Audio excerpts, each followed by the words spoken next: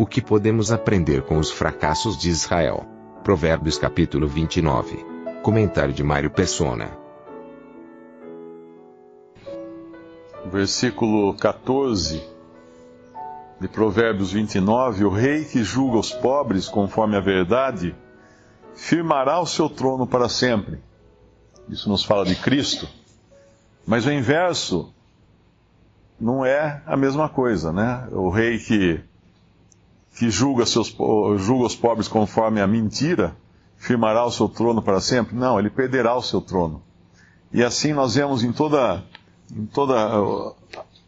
a série de reis que existiram na Bíblia, e aqueles que foram ímpios e perderam o seu trono por causa da sua impiedade, e o próprio Israel, que perdeu a sua vantagem, aquele que era para ser cabeça entre as nações, acabou virando cauda, e até hoje.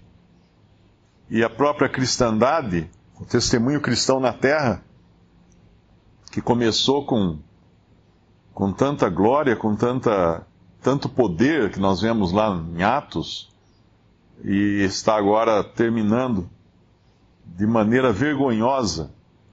E qual é o juízo para a cristandade? Primeiro, Deus tira da terra aqueles que são seus, e permanece aqui então a prostituta, a meretriz.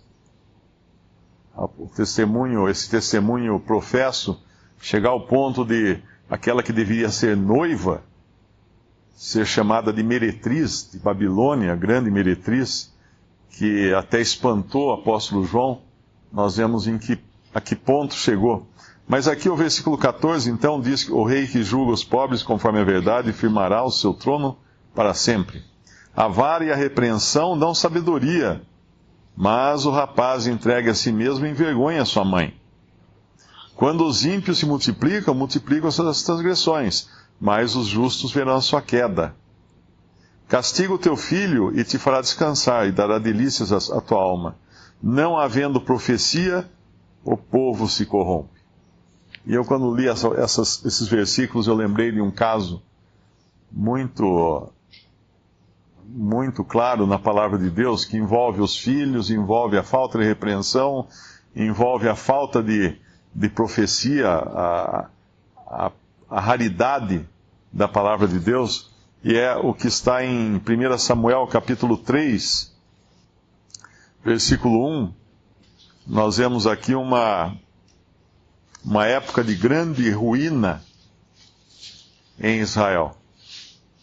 Deus iria interceder, mas obviamente Deus ia colocar sua mão aqui, levantaria depois Davi.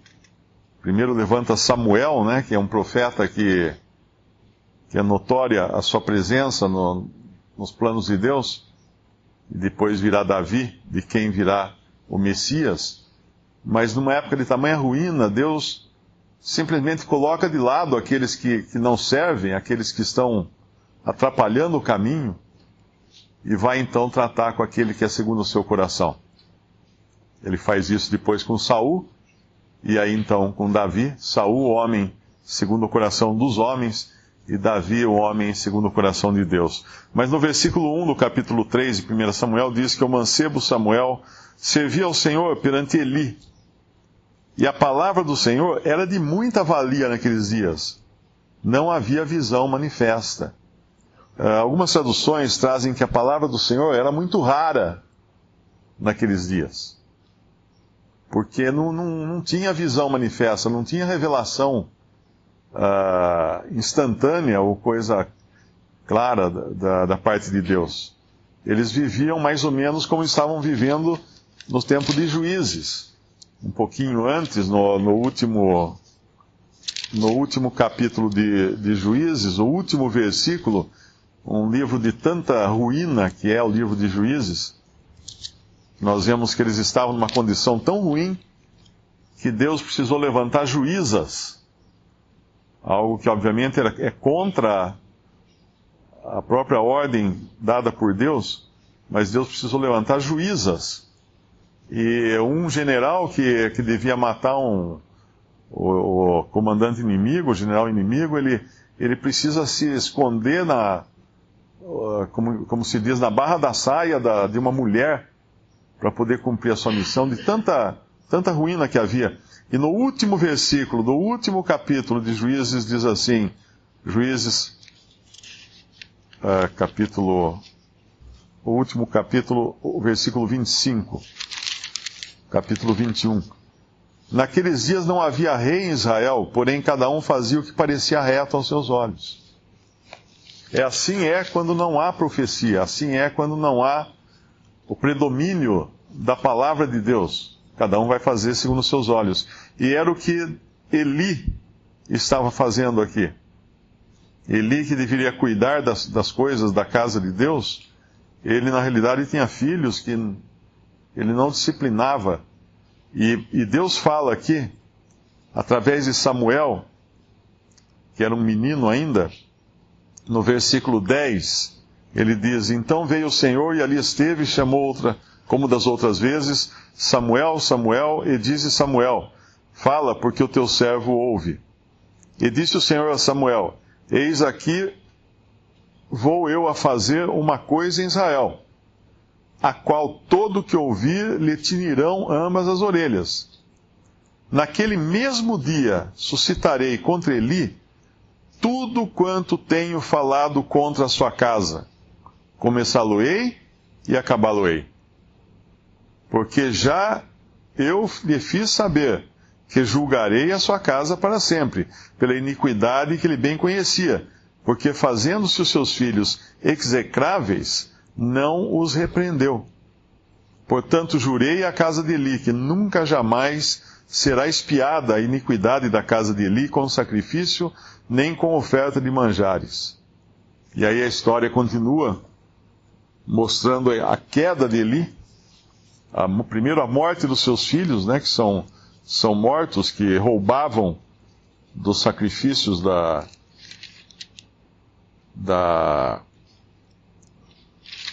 que eram oferecidos ao Senhor. Depois a arca, que é roubada, e quando chega a notícia, no versículo 18 do capítulo 4, e sucedeu que, fazendo ele menção da arca de Deus, Eli caiu da cadeira para trás da banda da porta e quebrou-se-lhe o pescoço e morreu. Porquanto o homem era velho e pesado, e tinha ele julgado a Israel 40 anos. 40 na Bíblia é um tempo de teste perfeito, um tempo de prova, um tempo completo de prova. O Senhor ficou no deserto 40 dias sendo testado, sendo provado. Os judeus levaram 40 anos no deserto. Moisés, eu acho que também fica 40 anos antes de poder julgar o povo de Israel, né, no deserto. E Eli, Deus tinha dado uma chance para ele de 40 anos. E o que ele fez com isso? Nada, absolutamente nada. Ele ouviu a voz de Deus, porque ainda que a palavra era rara naqueles dias, a palavra do Senhor era de muita valia naqueles dias, o Senhor fala aqui que Eli tinha sido avisado. Muitas vezes ele tinha sido avisado. E o que ele fez? Nada. Então, como o irmão falou, Deus, na sua paciência, avisa 40 anos. Só que nós não sabemos quanto tempo é esse 40 anos, né? E quantas vezes nós nos deixamos levar e vai levando a coisa e não atentamos ao que Deus diz. E aí vem de repente, né? O homem, quando repreendido muitas vezes, endurece a sua cerviz, será quebrantado de repente, sem que haja cura. Não havia mais cura agora para Eli. Nunca mais tiraria a iniquidade da casa de Eli, da família de Eli.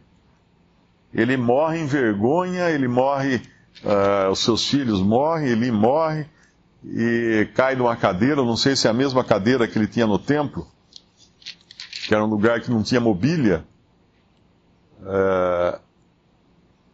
Eu não sei se é uma passagem que fala que tinha uma cadeira no templo, não sei se é só essa passagem, mas não deveria ter. E assim é Deus, Ele, na sua paciência, ele vai lidando com o homem.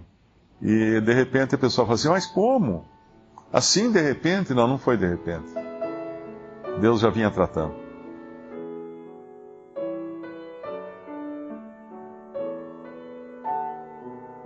Visite Respondi.com.br. Visite também 3minutos.net.